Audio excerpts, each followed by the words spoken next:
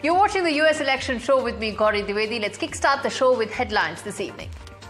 First up, Democrat presidential candidate Kamala Harris surges ahead of the Republican nominee Donald Trump in the latest polls coming in. Kamala Harris now leads Donald Trump 47% to 40% in the latest Reuters Ipsos poll. Kamala Harris and Trump are remaining neck and neck in the battleground states.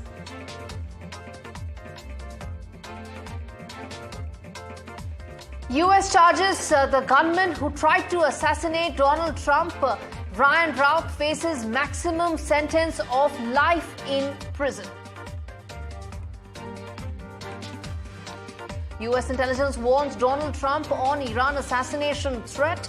Donald Trump says that big threats on my life due to Iran. And President Joe Biden is set to visit Africa next month for the first time as president. Joe Biden is set to visit Angola to discuss economic partnerships. This is in keeping with the commitment he had made when he took over as the president of US.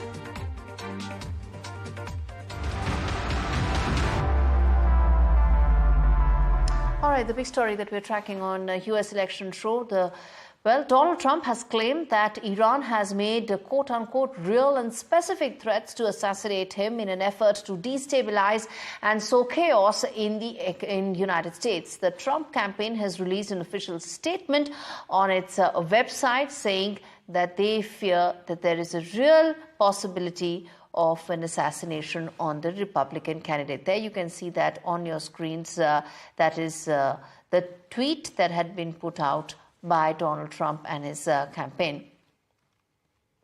So what does this mean? What does this mean in terms of the US elections?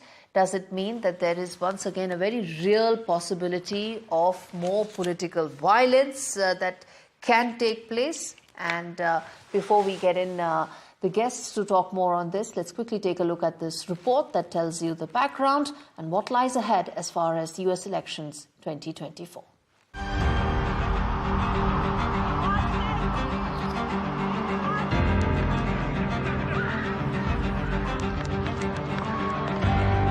In the run-up to November's election in the United States, there have been 2 assassination attempts on former President Donald Trump. Shots were fired at Vice President Harris's campaign office in Arizona, and election officials are being targeted.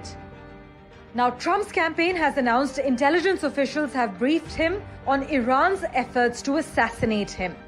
Trump has meanwhile now said that he believes Tehran will try again.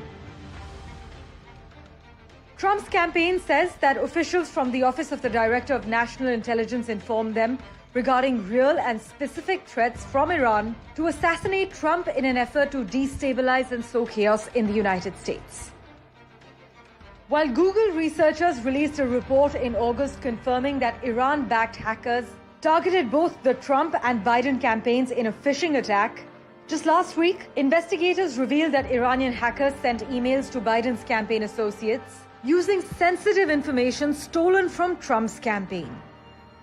Iranian officials have firmly denied any interference in US elections, but as of now, they have not provided any immediate comment on the matter. But Tehran says Washington, however, has interfered in its affairs for decades, citing events ranging from a 1953 coup against a prime minister to the 2020 killing of its military commander in a US drone strike. Meanwhile, the Republican presidential candidate also thanked Congress for unanimously approving a bill to enhance US Secret Service protections for major party presidential candidates. Parmeshwar Bava for NDTV World. All right, let's quickly open this up to our guests this evening.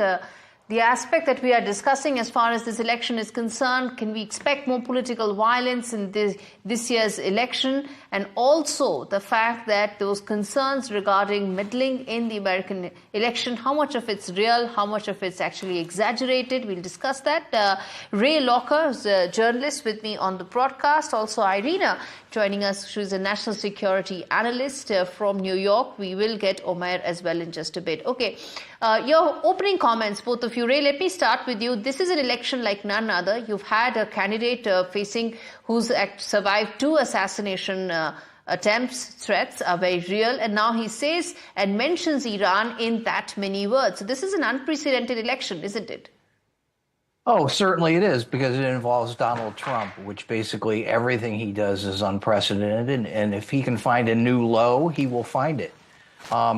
I have no doubt that Iran wants to do something to Trump. After all, he was responsible for the killing of General Soleimani in 2020. They said they were going to seek revenge. So I think the threat is credible and real. But with Trump, he always hypes things involving him. So if it comes from him, you have to take it with a grain of salt. And if any of this is based on classified intelligence, the intelligence community is not going to reveal its sources. So we don't really know what is happening. But suffice to say, I think the threat is real. He's already had someone shoot at him once, another guy lurking in the bushes outside his country club, planning to do something. So, yes, Trump is a very polarizing figure who is inviting people to do something about it. Come in there. Donald Trump is a polarizing figure. He evokes sharp responses, reactions. Some say he's prone to exaggerating threats. But as things stand right now, here is a presidential nominee who's said and named Iran in that many words. So how do you view the threats that lie just about a month before an unprecedented election? Thank you so much. First of all, I'd like to add that just because Trump's style is polarizing, his comments and tactics are unacceptable or rude or even dangerous in some ways, does not excuse the meddling of foreign intelligence agencies, foreign assassins in U.S. politics in any way, doesn't excuse any threat of violence, and does not give any justification to Iran to attack U.S. officials or former officials, as they have repeatedly attempted to do. There were previous plots disrupted by the U.S. intelligence. There were officials that were revealed to be part of these plots against Trump and other officials from his administration who could not be called unprofessional or in any way provocative. And I also think it's unacceptable to claim that someone who's a target of an assassination is inviting that sort of violence to himself. You can say that Trump's rhetoric. No, nobody's hinting that. Nobody's hinting that. Let me qualify that and let me clarify it for our viewers. Nobody's for a second hinting that any of this is made up. Nobody's saying that. The question I had asked was that, do you think those threats, while being credible, could they possibly be being exaggerated? That's the word I used. But the fact that they are real, they are there, is for all of us to know, and which is why I said this is such an unprecedented election. I think anything could in theory, be exaggerated. But knowing the history of the Islamic Republic of Iran, they're very likely ongoing and continuous, because Iran has a history of plotting revenge against its targets, those who displeased it politically, for years, if not decades to come. And Donald Trump and his staff were not the only targets of such long-term and persistent efforts. Let's get an Omer as well on this. I'm going to come to you, Irina. Just give me like 30 seconds. Omer, how do you read these threats that are coming in? Iran has been named, and the security threat that the U.S. election faces to ensure that it conducts its election free and fair, and those allegations and fears and threats about meddling are taken care of and addressed.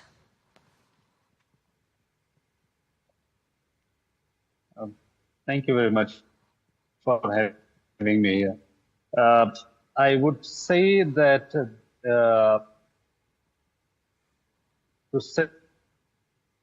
say that Iran intention to carry a candidate inside the US is extremely overstated, exaggerated. Okay, I'm going to try and address that line with Omer in just a bit. But Ray, respond to that while the threats are credible, real, and need to be addressed and dealt with, respond to what Omer is saying, which is that they could be more than what it actually is. Is that a fair assessment, or do you think that's just politics taking over a matter of great national security and also something that sets the record for America and its elections? Well, the fact is we don't really know what the threats are. I mean, if they come from classified sources, we don't know the details. Suffice to say, somebody has heard something, probably through NSA taps or whatever, that indicates it's a problem and it's something to be worried about. And if the Trump campaign is not taking it seriously, it should. It seems like they are taking it seriously, as should everyone. You know, an assassination of a political candidate in this country by a foreign actor would be devastating to the world order. And if Iran is definitely plotting on trying to kill Donald Trump and they succeed, and let's hope it never happens, then Iran is inviting a devastating response from the United States, regardless of who the president is. I mean, President Biden, Vice President Harris, anyone else who's in office in the United States would not stand for an attack on a U.S. political figure that's sponsored by Iran. And Iran would rue the consequences. Absolutely. And as I said, hope that never ever happens and some of these threats are totally addressed and US conducts its elections in a free, fair manner, and the world awaits the results of the 5th of November election. Unprecedented as they are, and we're going to keep coming back and addressing some of these stories and these themes in coming days. Thank you so much, both of you, for joining me on this edition of US Election Watch. In fact, it's important that we play out this report where US has charged the Trump gunman with attempted assassination. His name is Ryan Roth. He's charged with attempted assassination of Donald Trump, the Republican candidate in this year's election, and he faces a maximum sentence of life in prison. Take a look at this report. Take 2 steps to your right.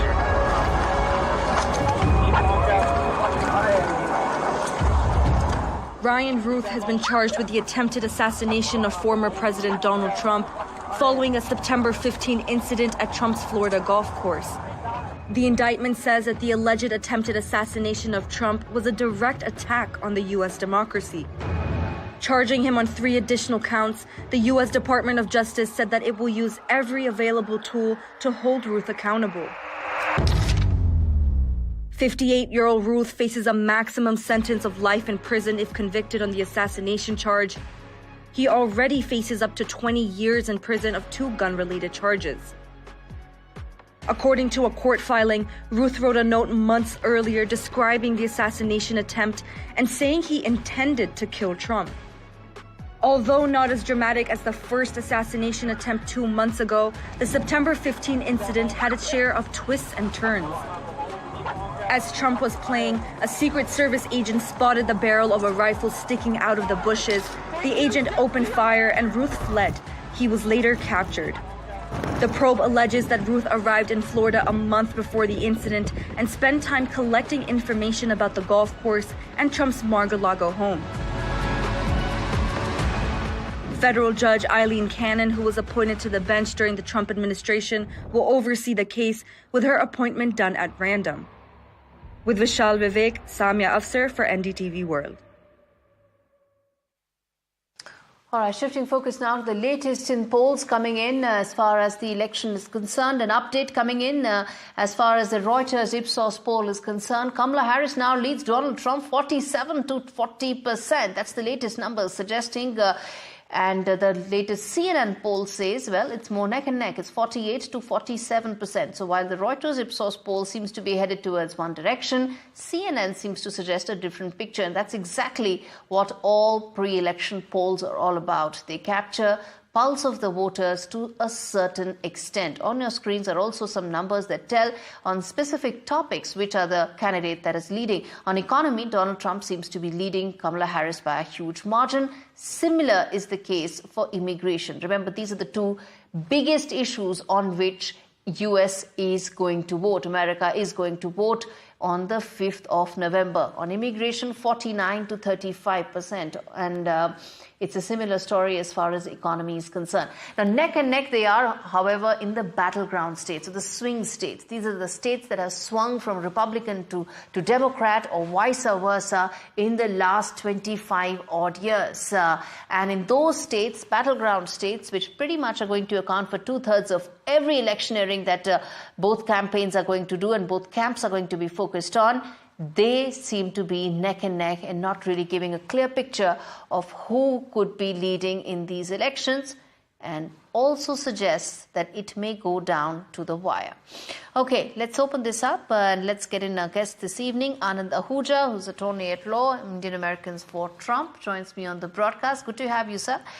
David K. Johnston, he's a professor of public policy at the Rochester Institute of Technology. And we have Karthik Ramakrishnan, who's the founder and executive director of RP as well. Thank you so much, gentlemen, for joining in.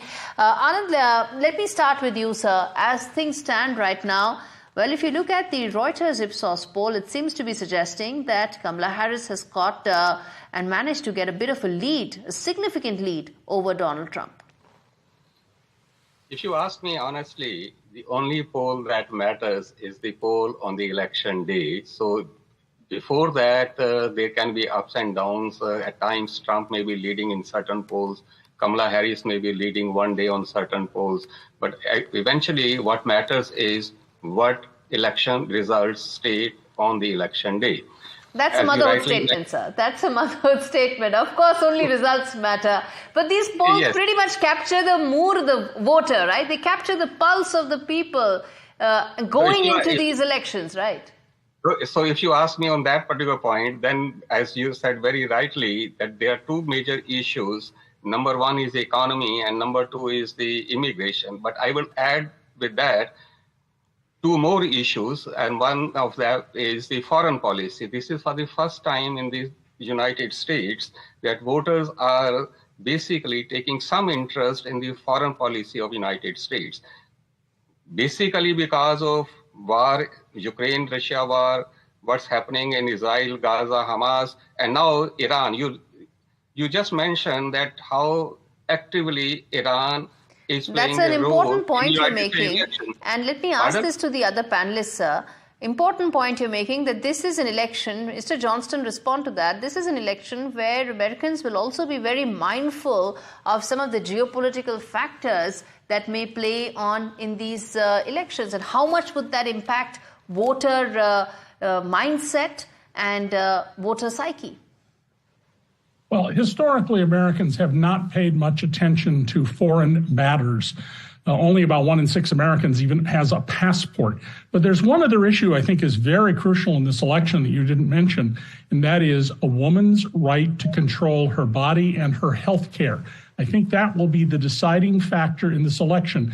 There have been a number of state and local votes on this issue. They have all gone the way that would indicate support for Kamala Harris. I'd also be very skeptical of polls because fewer than 1 in 100 people who are reached by telephone are answering the questions.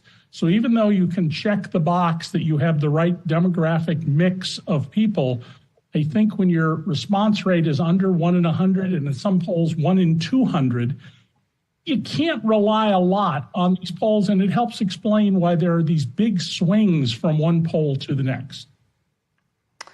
Okay, and Karthik, let me then bring you in on this fact that tragic as it may be, most of the Americans vote on domestic issues. I would have used the word insular, but domestic issues is what I would stick to. But the fact is that this is an election like none other, you know, whether you talk about some of the global factors, the Iran aspect, the meddling issue that is being raised and again, and the national security concerns, given the fact that one of the candidates has had 2 assassination attempts. How much of that do you think is going to play in on voters' mindsets, and how much of that do you think is actually getting reflected in these polls that we are talking about? Well, first, thank you for having me. And as someone who does surveys, I will both defend the methodology, but also acknowledge that any one survey has errors in them. And whenever possible, to aggregate across surveys and to find patterns, that's what we should be doing. Because there is a lot of noise that occurs. And as Professor Johnston said, there are issues there. What we have seen consistently too, by the way, I do surveys on Asian Americans and Pacific Islanders. Even among Asian Americans and Pacific Islanders, the only group that is majority immigrant, if you look at Asian Americans, foreign policy is very low as an issue. But can foreign policy play a role? Absolutely, but indirectly. So for example, if there's foreign interference in elections through misinformation and disinformation, usually we don't find out about this until months, if not years after, but now there's faster detection systems going on. That is one way that foreign policy can make a difference. One can also imagine that college campuses, depending on what happens in Israel, Gaza, if it's really egregious, that might be a source of tension that might hurt the Democratic Party. So there are ways that foreign policy could make a difference. It's at the margins, and the only way it makes a big difference is if it somehow directly affects issues like inflation or campus unrest. Absolutely. Cost of living is what one hears again and again across the world as being a factor. And in fact, Professor Johnston, let me ask you this, that the two issues on which American voters are really expected to decide, which is immigration and economy, apart from abortion that you mentioned as well, both on immigration and economy, the numbers seem to totally be swinging in favor of the Republican candidate. Is that what the mood is on ground? I'm asking this because as of now, all we have are these polls and all we have are these numbers. Well, again, those are the two issues that Donald Trump wants the election to be about.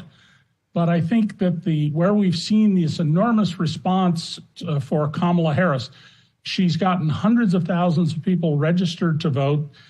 She's collecting about 3 times as much money each day from contributions as Donald Trump. The issue there, I think, is the U.S. Supreme Court decision, the first one to ever take away a right, and that was the right for a woman to have an abortion. And so there have been about 10 votes around the country related to this issue, and all of them have gone the direction that would tend to favor Kamala Harris. Okay. But the election is really about 7 states, the battleground states, not the whole country. We do not elect by popular vote in America. We elect the president through something called the Electoral College. Right. And this decision will be by 7 states. Right. Very quickly, Mr. Ahuja, respond to that what Professor Johnston said, that the Republicans want this election to be only about 2 issues, but it's much more than that. With due respect, I beg to differ with Professor Johnson. He is a learned person, but as far as the issue of abortion is concerned, there are 2 factors here. Number 1, Supreme Court has not taken away the right of women. The only thing Supreme Court has said that it's not a federal matter, it's a matter that has to be decided by states. If you look into the 10th Amendment is very clear. It says that the powers not granted by people to state remain with people, and the powers not granted by states to the federal government remain with the states. So as per the 10th Amendment, this matter is to be decided by the states, not by the federal government. That's the decision of the Supreme Court. So Supreme Court has not taken away the rights. Supreme Court has sent it back to the states. Number 2, abortion is an issue in this election. Abortion is an issue, but it's not to that extent as economy, foreign relations, and basically, if you ask me, immigration. These 3 issues are. The reason for that is abortion basically has been made a big issue by Democrats and media, and that is limited to urban women. If you go to rural women, they are not that much bothered about the abortion as they are. In fact, they are more bothered about the grocery they are purchasing, and running their household, than the abortion in rural areas. I'm afraid, gentlemen, I'm out of time. One would imagine that the leader of the free world would be chosen on issues other than, something as private as abortion, but that's what it comes down to. Karthik Ramakrishnan, I'm going to come back to you another day. I'm afraid I'm completely out of time, but on what Indian Americans are saying is a conversation we're going to come back to in about a couple of days, and I owe you that conversation in greater detail. Thank you so much, gentlemen, for taking out the time and speaking to me on US Election Watch.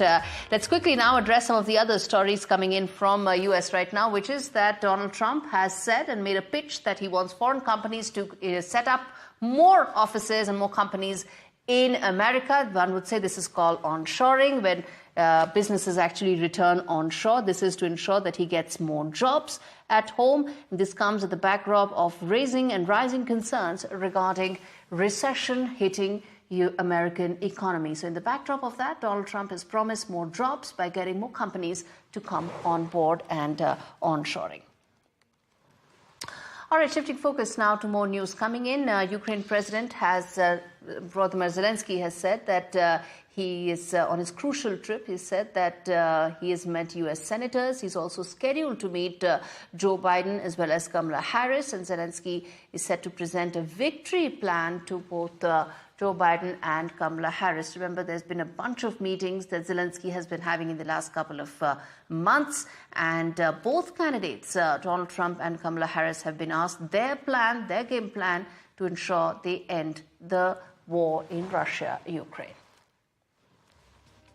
All right, with that, it's a wrap on this edition of US Election Watch. Thanks so much for watching.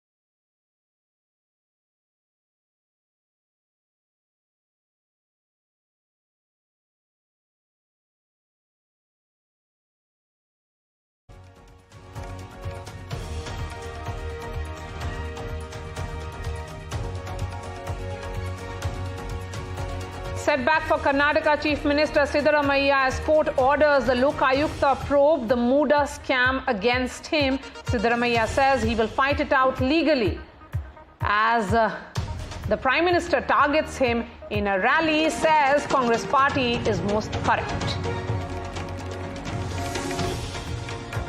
Himachal Pradesh Congress government to copy Yogi Adityanath's UP model. Himachal Minister Vikramaditya Singh says actor politician Kangana Ranaut sparks a controversy yet again, while the BJP quickly distanced itself. Heavy rain lashes Mumbai as parts of the city get inundated. Multiple flights get affected due to rain. SpiceJet, Indigo and Vistara, Olympiad champions celebrating their historic double victory in Budapest.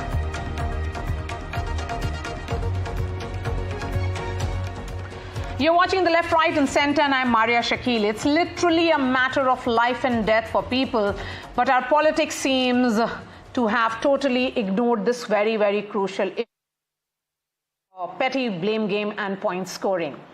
Can this year be any different? Can the government really do something tangible to make life of people better? Or will it be as scary as what we have seen every year as the winter month approaches? Remember, there has been a plan of sorts which has been prepared by the Delhi government. What does it look like? Well, for the moment, let me bring in the guests. Dr. Anil Gupta is the spokesperson of Delhi BJP. We have Shubh Malhotra, spokesperson of Aam Aadmi Party. Dr. Vivek Nangia is principal director and head of pulmonology at Max. Manas Human is campaigning against air pollution for many years. And we also have Ekagra Fulorio, who has been working on multiple such petitions. Are any of you hopeful here? Beginning with the activist and the doctor. Manas, are you hoping that things will be different this time around? I'm afraid that the air pollution has been a topic for over 10 years, and we as NASSCOM, as a part of NASSCOM, have been trying to drive systematic changes for reducing air pollution, like, for example, focusing on walking, cycling, and public transport all over the NCR region, so that we don't have all the road dust, all the millions of cars stuck in traffic.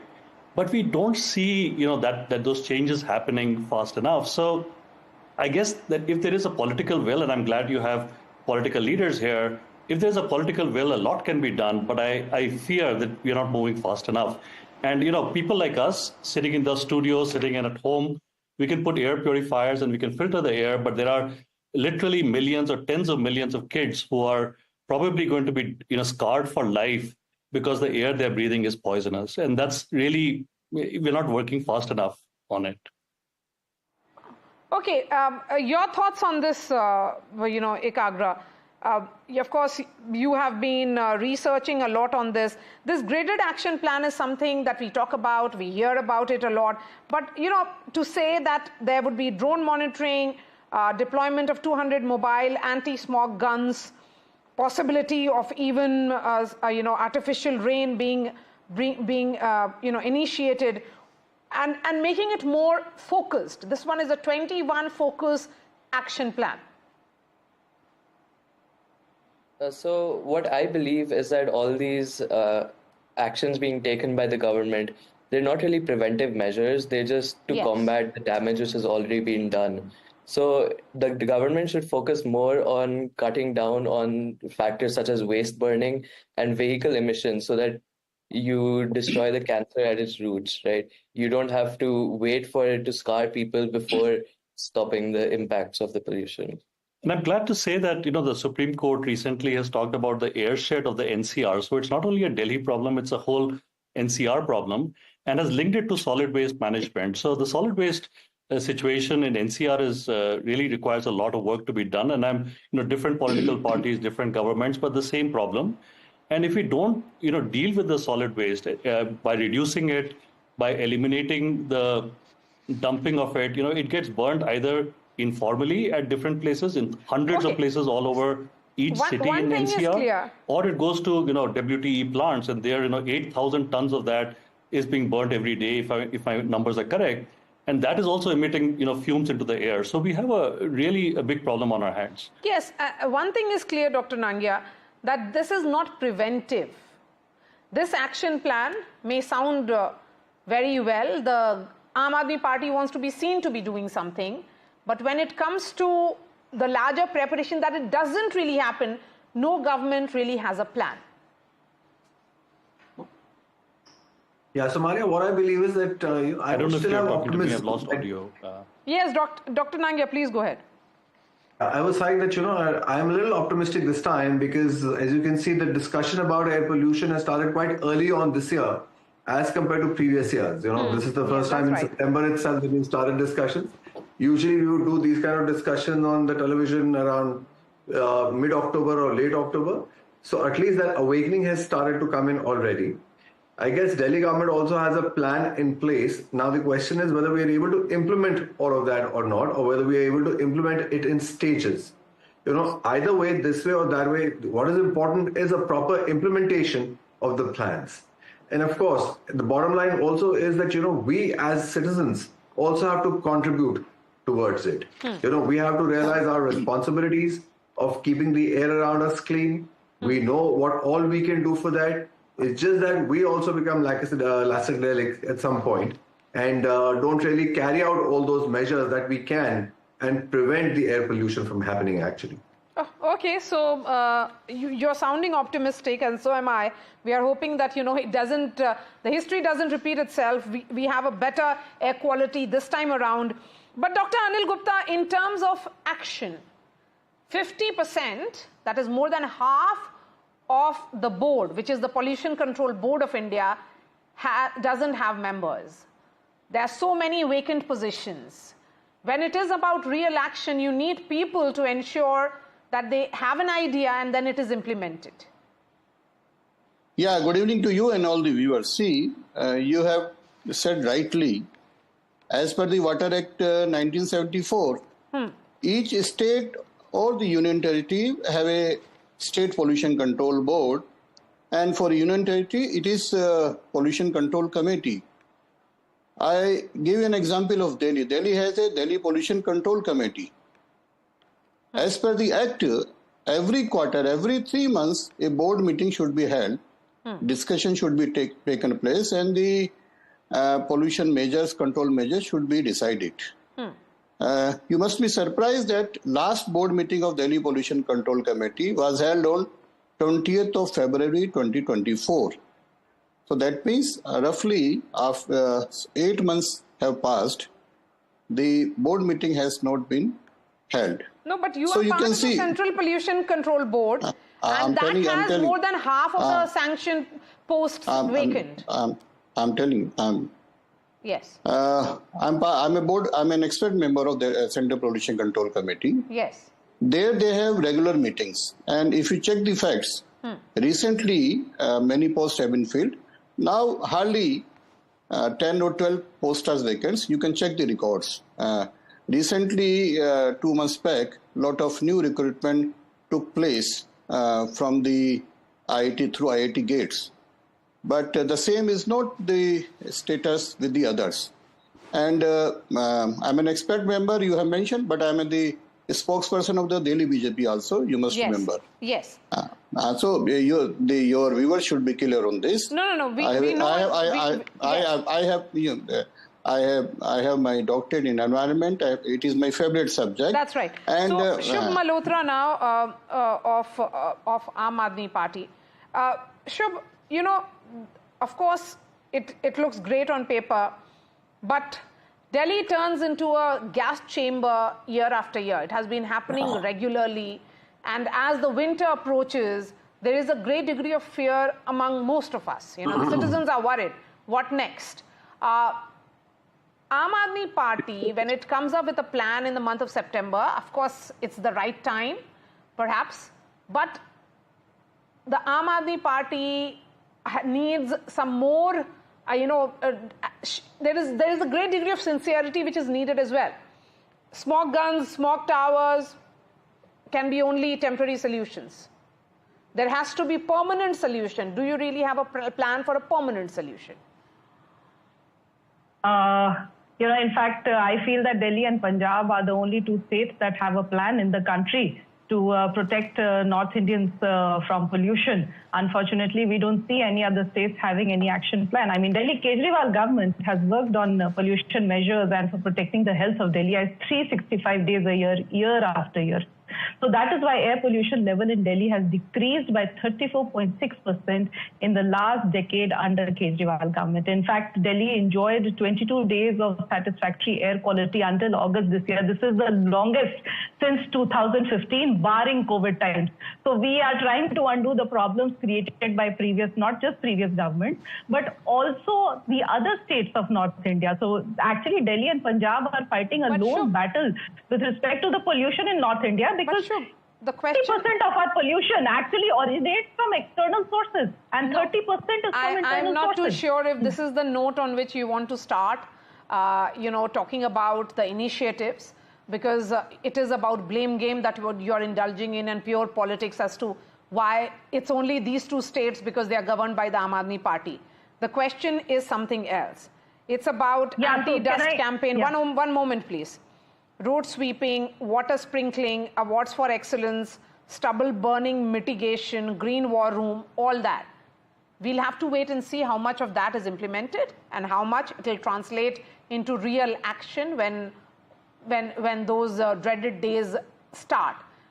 But my question is, will Aam Aadmi Party even then, God forbid if it happens, continue to blame the central government and the neighboring Uttar Pradesh government, because it has a different political party governing it? No, it's not something that we are blaming. These are central government's data. So this is not something that we are just quoting out of thin air. It is central government's data that Delhi's green cover has continually increased from 2013. In fact, we are one of the states which have the highest green cover in the country, and we are on target to plant 64 lakh trees in this year. But we are fighting a lone battle over here because all the other state governments in North India have not been able to do it.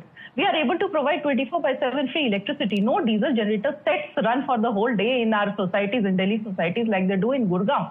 So, I would like to ask, if we are investing this time with our people, if the Delhiites are fighting with the Delhi government, then we have a right to question other governments. The thermal power plants located in Delhi have been shut down. Today, Delhi is the only state in the country where there are no coal-based thermal power plants. Why have they not been able to achieve Dr. in the Anil Gupta, will you state? respond as a BJP spokesperson?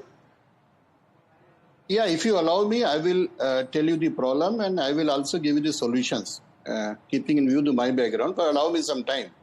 Delhi government is doing only the cosmetic works. They are not doing the actual work. Let me give you some facts and I will come out with the solution answer. The recently NCAP ranking in the cities in country, Delhi has been slipped from 9th position to the 11th positions. Air quality index has 8 parameters. They are roughly PM2.5, PM10, NOx, ammonia, sulfur, carbon monoxide, ozone and lead. Generally around the year, the 6 parameters remain in the range. But the major problem is of PM2.5 and PM10, for which Delhi government is not doing nothing. I will quote on record the Delhi government report and what they are not doing and what they should do. Delhi generates roughly 11,328 tons of CND waste, solid waste regularly. They don't have the facility to process. Even today, the 3,099 tons per day of this solid waste, they are lying on the roads, on the vacant plots. They are not able to process. You can check the records with this. And Delhi roughly has a road network of 20,508 kilometers. You see in this rainy season, lot of potholes is there. It is full of dust. Delhi government has not made any plan to remove this dust. And what about the green cover? You check the report of IFSR 2021. Delhi has lost a forest area of 0.62 kilometer of rain. As per the WHO report, 22 lakhs children are suffering from the lung disease. And I give you one more figure. As per this recent study, these PM2.5 contribution comes mostly 40% from the dust pollution and 56% of the PM10. Delhi government has not made any plan. They talk of the hotspots. They never say how they are going to remove the dust, how they are going to stop the stubble burning. The stubble burning cases have started coming from the Punjab. They are not talking to them. Last year also, more than 8,000 stubble burning cases were there from the Punjab. And they have not talked to their counterparts. Nothing is there. The central government has given roughly 38.22 crores to Delhi government under NCAP. Okay. And what they spent? Roughly 10 crores. Even the amount given by the central government to Delhi government, they are not able to spend. And you talk to any expert, these days there is a major problem of PM 2.5 and 10. The internal, how the air pollution comes, it is a two-way, anthropogenic, the man-made or the natural. So I have just nobody, for just others. Just a minute. Yes, please. 30 seconds, please wrap up. Nobody has control of the natural, but the man-made, the pollution created within Delhi, that needs the permanent solution, and Delhi government so what has really not is the done permanent even solution? a thing. Exactly. That is what Manas was pointing out as well. Is there a permanent solution? Shubh, a quick response and then I bring in others. No, I'm just glad that finally the BJP spokesperson rounded up to coming and talking about Parali. Earlier, he was talking about solid waste and potholes. I don't know how that connects to air pollution. So I don't know in what capacity is he in the board. But in any case, he brought up the question of Parali. Now, it's a very interesting thing because when we talk about Parali and when we talk about how it shortens lives and how air pollution shortens lives, see, it's not just Delhi that the PM 2.0, I have presented data. So let me hear from the other BJP states, how they have been able to reduce, how can they present the data with respect to the reduction in PM 2.5 levels, and which the BJP spokesperson was talking about. I have presented data from Delhi. Let me hear it from the other states. But in any case, let's be clear that it is an international study that in Gurgaon and Faridabad, lives are cut short by 11 years due to air pollution. Jaunpur, Lucknow and Kanpur in Uttar Pradesh, 10 years. Prayagraj, 9 years they are cut short due to pollution. This is what the air of North India is doing to the people. Okay, here I have counted to you at least 15 measures. I have counted, don't interrupt me. I have counted at least 15 measures, but the person sitting away has not been able to count even a single measure. Okay. Where are your anti-smog guns? And now when you're talking about Parali, your own National Green Tribunal has questioned the premise. Can you just allow me to complete on this? Can you just allow me to complete on this? On the question of Parali, the central government's own National Green Tribunal has questioned the premise as smoke can't only travel to Delhi and not any further. All right, how is it that just 100 kilometers away from the Manas Parali... and Ikagra on the screen now.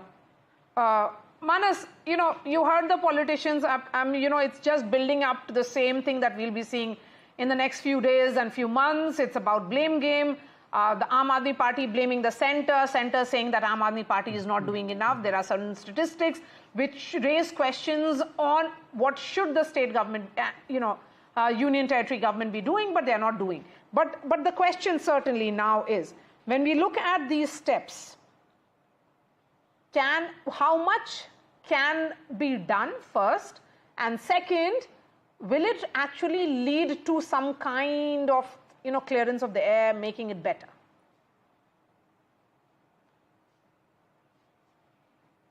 Manas, if you heard me. Okay. There seems to be some problem with that. Dr. Nangia, coming to you, there is a plan, 21 key focus areas. It has started in September.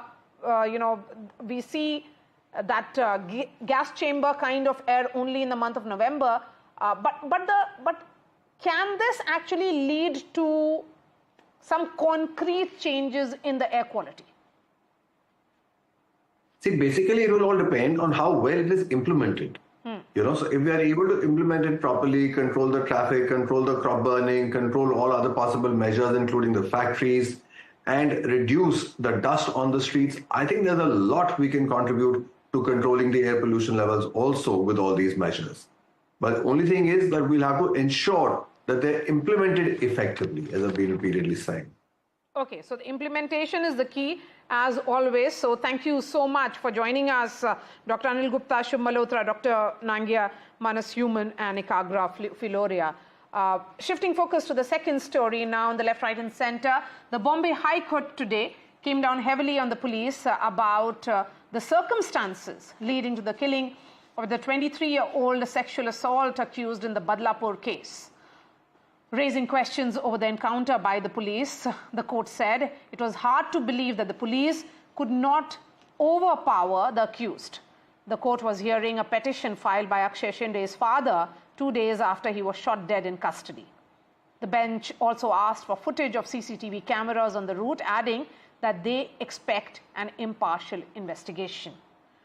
Opposition Uddhav Thackeray's Shiv Sena in the state has questioned the police's version, adding that murder encounter was done to save the main accused. First the story, then I bring in the guests.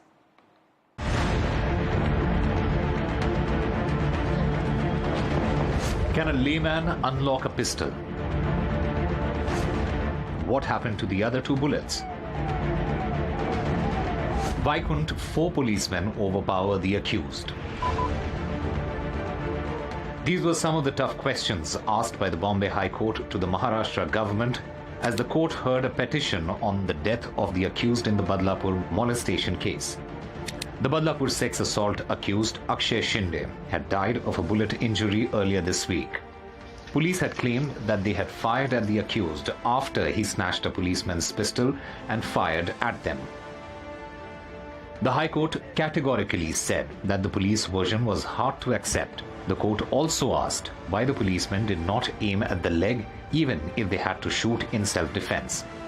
The High Court has now ordered the preservation of the CCTV footage, a forensic report to determine if the bullet was fired at point-blank range, and the call data records of the policemen involved. Akshay Shinde had been arrested on charges of sexually assaulting 2 nursery children inside school at Badlapur. The case had led to massive protests. His father believes that it was a case of fake encounter. Opposition has already raised several questions, including pointing at posters which have emerged which depict State Home Minister and Deputy Chief Minister holding a gun and hinting that the death is a case of revenge killing. मृत अक्षय शिंदे है, उसकी अगर FIR उसके खिलाफ अगर FIR ली जाती है तो उसके पिता की एफआईआर उन पुलिस ऑफिसर्स के खिलाफ क्यों नहीं ली गई? क्यों उसकी जांच नहीं हो रही है? उन्होंने उसके लिए एक्सीडेंटल डेथ रिपोर्ट क्यों किया है? NH court FIR court expect कर रहा है और सरकार ने बोला है उसके बारे में हम हमारे अधिकारियों से पूछ करके हम कोर्ट में 3 तारीख को जवाब देंगे. The Bombay High Court will next hear this case on the 3rd of October, that is next Thursday. The court has highlighted that they are not necessarily doubting the police here, but just want to know the whole truth. With camera person Shivam, this is Anush Raite reporting from Mumbai for NDTV 24/7. Several questions there being raised by the Bombay High Court. The question now is, will there be a special investigation team which will be set up as the father of the accused has demanded? Seema Malik is spokesperson of the NCP, Sharad Pawar. We have Asif Bamla, spokesperson of the BJP. Satya Mule is an advocate. We'll be joined by Yashwardhan Azad, former IPS officer as well. Asif Bamla, several questions being raised on the circumstances here, and valid ones. You know, according to you, as the court said, he fired 3 bullets, only 1 hit the police officer. What about the others? Valid question again. Several such questions. And so far, with the kind of posters which have been put up by by your party, showcasing you know that this is some kind of celebration of this custodial death, it raises questions on the nature of investigation. Well, the investigation, if there is a wrongdoing, it will happen.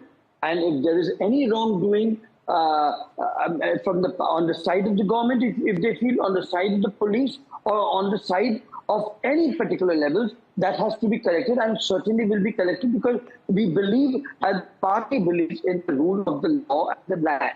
Now, coming back to the situation, I understand the court has asked, so fine. There is obviously a committee, an 8-member committee, and SIT has been formulated, and the court is also wanting to investigate the matter. We justified that, but tell me something. How can you accuse a political party, the chief minister, the deputy chief minister, of a revenge killing? The rape has not happened of someone from that family.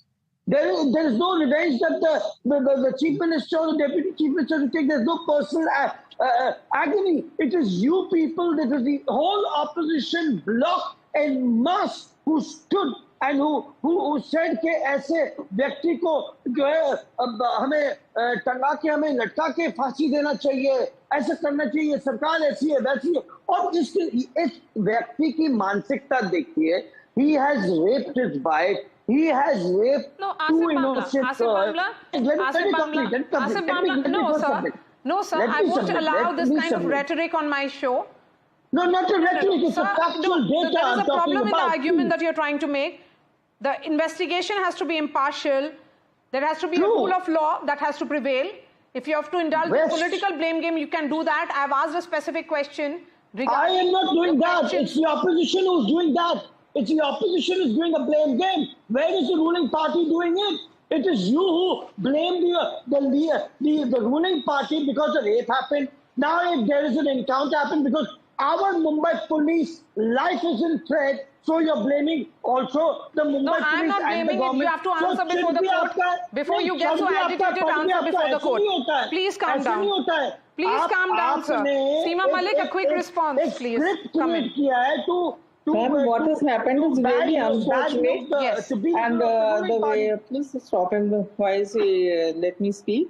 The main thing is that the thing which has happened is really it is totally dramatic, and I think SC have raised the very valid questions. See what has happened. A lean and thin person like Shinde, he has taken out the revolver of the cop and unlocked it and shot a fire. And he said, this is very strange and something very dramatic and filmy, and we strongly condemn this. Nobody is allowed to take a law in her own his or her own hands. Like see the way that things have happened. Okay. It is really. Let me bring in Satyam Mule and Yashwardhan Azad now. Suspicion. So to the Yashwardhan Azad, from the word go, there are several questions regarding this entire encounter or murder. We do not know what were the circumstances, and the nature of circumstances are being questioned by the Bombay High Court. So basically, the integrity of Mumbai police or Maharashtra police is being questioned. But can the ruling party say that because you're questioning them, it's wrong? No, that's not true. In fact, this fake encounters is a problem everywhere. Presuming that, this is an encounter which should be questioned, there are adequate reasons for that. Now, the very fact that in police custody, if there's any kind of a killing, there are clear Supreme Court guidelines that, in fact, that FIR should be lodged. There should be an independent inquiry by the magisterial inquiry, and then a CID or something. In this case, the SIT has been put into place. But people have a legitimate right to ask questions. Now, the other thing is, as you said, that the political kind of a jubilation from a particular group, that's extremely sad.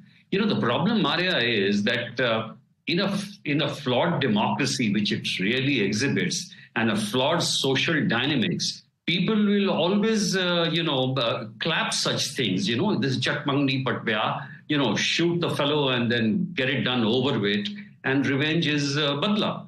But this is happening in, the allegations have been raised in UP, allegations have been raised in Chennai.